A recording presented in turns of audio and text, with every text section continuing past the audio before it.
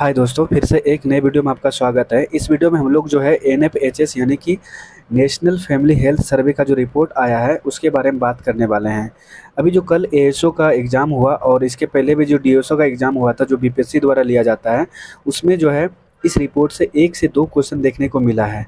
और उम्मीद है कि आगे जो 13 को 71st बीपीएससी का एग्ज़ाम होने वाला है उसमें भी इस रिपोर्ट से 1 से 2 क्वेश्चन देखने को मिलेगा।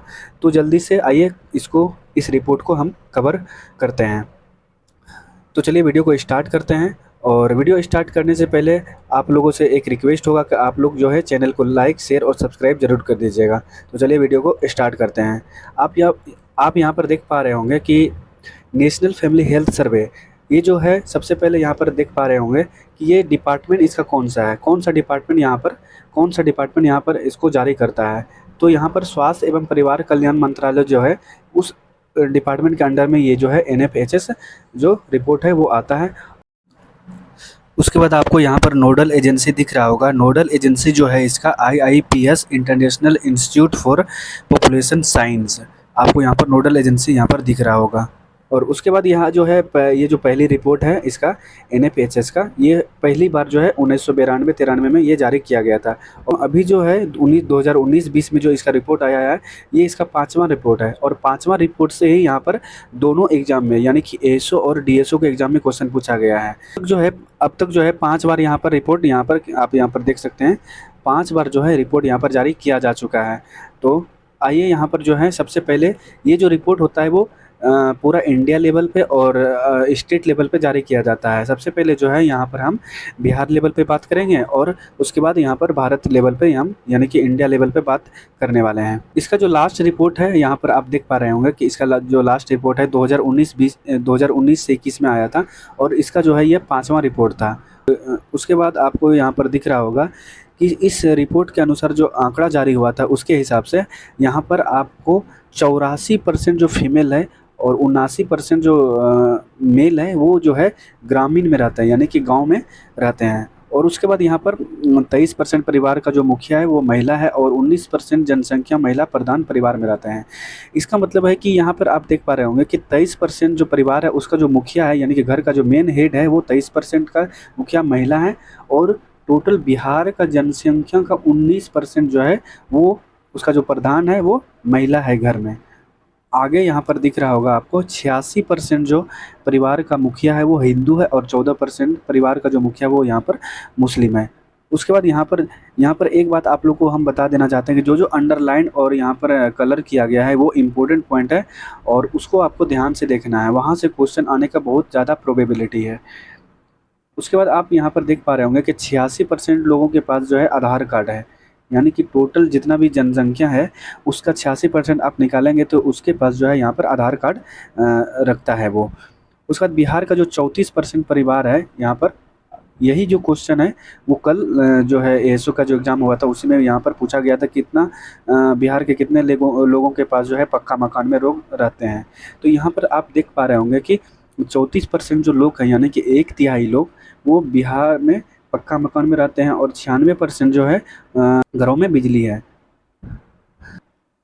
उसके बाद आप यहाँ पर देख पा रहे हैं 98% घरों में बुनियादी पेयजल उपलब्ध है और 99% घरों में पीने का जो पानी है वो बेहतर स्रोत से उपयोग में करते हैं लोग। उसके बाद यहाँ पर आप देख पा रहे होंगे कि केवल 9% घरों में जो है पाइप जल आपूर्ति होता है, यानी कि जो पाइप से पानी आता है जिस केवल 9% के घर में यहाँ पर है। उसके बाद 83% घरों में जो है वो ट्यूबवेल यानी कि बोरवेल यानी कि जो चापाकल होता है और या कुआं होता है उससे यहाँ पर जो है पानी लोग यूज करते हैं। और इसका ओवरऑल परसेंटेज देखिएगा तो वो 18% है। उसके 38% जो परिवार है यहाँ पर परिवार जो है वो खाना बनाने के लिए स्वच्छ ईंधन यानी कि एलपीजी का यूज करते हैं। उसके बाद यहाँ पर आपको दिख रहा होगा कि 62% परिवारों के पास जो है शौचालय का सुविधा है, यानी कि बिहार में जितना जनसंख्या है उसका जो है 62% लोगों के पास जो है शौचालय की सुविधा है। और यहाँ ये सबसे ज़्यादा इम्पोर्टेंट है कि यहाँ आप जो है देख पा रहे होंगे, यहाँ सबसे ज़्यादा इम्पोर्टेंट ये वाला पॉइंट है कि अररिया में सबसे ज़्यादा शौचालय मात्र 41% है, यानी कि 50% से कम जो है परिवार वो शौचालय का यूज करते हैं। और सबसे ज़्यादा जो है वो यहाँ पर आपको रोहतास में देखने को मिलेगा। रोहतास में 82% जो लोग हैं वो शौचालय का यूज करते हैं। उसके बाद आपको यहाँ दिख रहा होगा कि 39% जो परिवार है वो किसी भी तरह का जो है स्वच्छता का सुविधा का उपयोग नहीं करते हैं। उसके बाद आपको यहाँ पर दिख रहा होगा 80% जो परिवार के पास अपना घर है, यानी कि जितना जनसंख्या है उसका जो 80% है वो उसके पास अपना खुद का घर है। उसके बाद यहाँ पर आप देख पाएंगे कि यहाँ पर 97% शहरी एवं 93% ग्रामीण परिवारों के पास मोबाइल फ़ोन है। यानी कि लगभग जो है 100% में 97% के बाद, यानी कि शहर में अगर 100 लोग हैं तो उसके पास 97 लोगों के पास मोबाइल है। और अगर गांव का बात करें, अगर गांव में 100 लोग हैं तो 93 लोगों के पास यहाँ पर मोबाइल फ़ोन है। आगे यहाँ पर 96% जो है परिवारों के पास बैंक या फिर डाकघर में खाता है।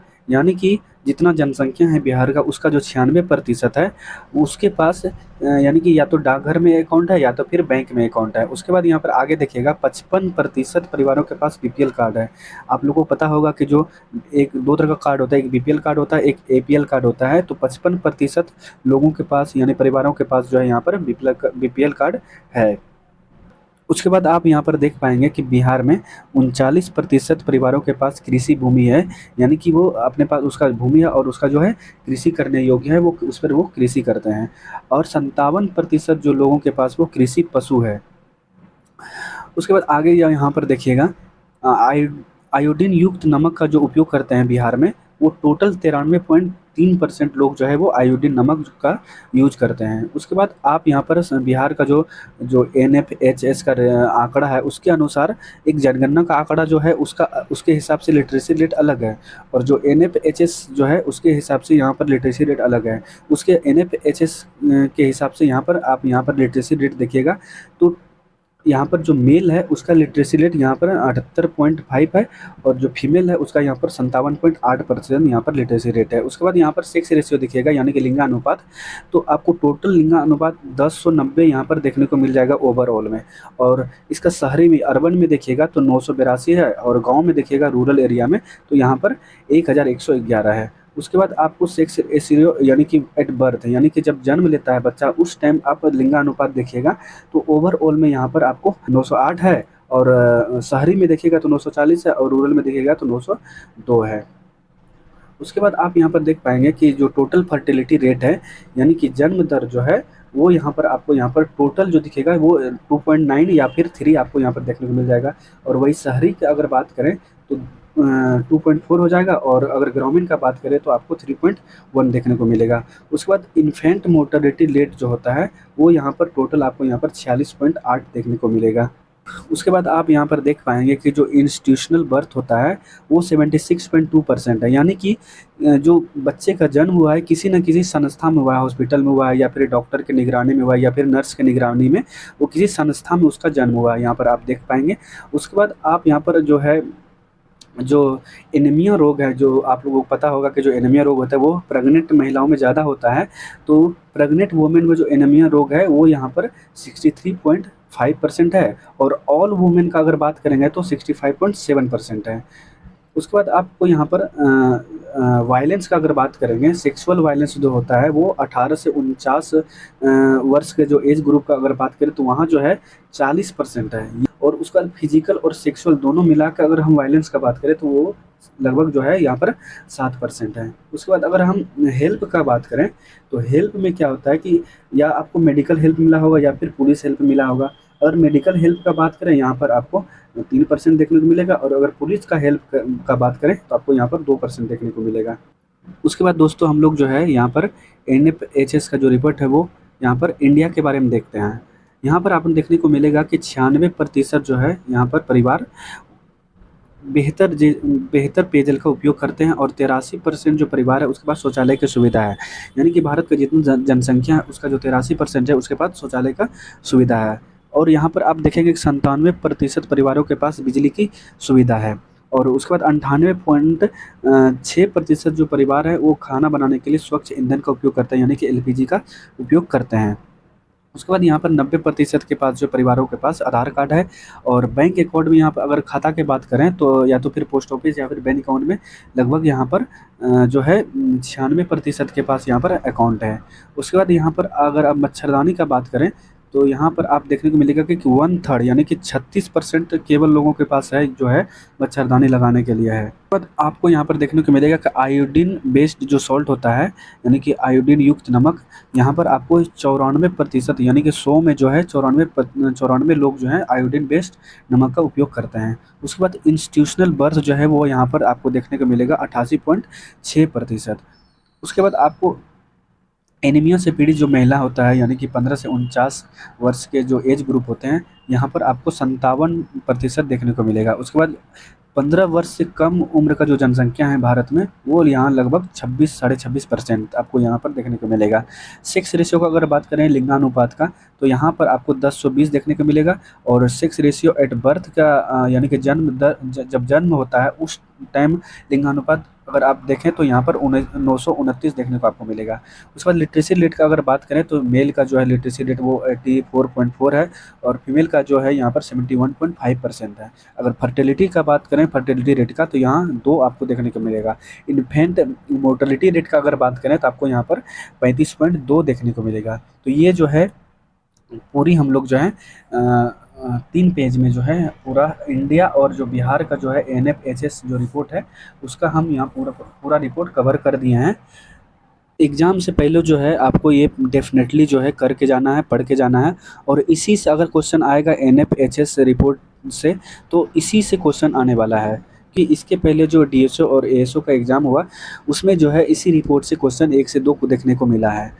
और ये जो रिपोर्ट है वो एनएफएचएस यानी कि नेशनल फैमिली हेल्थ सर्वे के रिपोर्ट के हिसाब से ये डाटा सारा है। और जो जनगणना है 2011 का जनगणना, उसके हिसाब से सारा डाटा अलग है और इस रिपोर्ट के हिसाब से सारा डाटा अलग है। तो आपको दोनों अपने हिसाब से देख कर यहाँ पर एग्ज़ाम में जाना है।